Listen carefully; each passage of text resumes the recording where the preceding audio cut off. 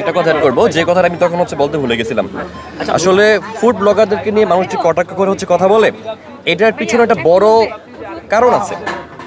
দেখবেন যে কোনো মানুষ ইনস্টা ইনফ্লুয়েন্সার হতে পারে, আবার নাও হতে পারে, টিকটকার হতে পারে, আবার নাও হতে পারে। একটা আম পাবলিকে যখন কোনো রেস্টুরেন্টে যায়, দেখবেন যে সে তার একটা সস নেওয়ার জন্য ফুডের একটা ক্লিপ নিচ্ছে।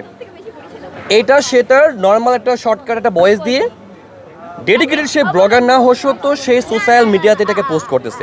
অনেকে ভাবে এই যে র্যান্ডম যে ভিডিওগুলো যাচ্ছে মিডিয়াতে, এটাও ফুড ব্লগিংয়ের অংশ।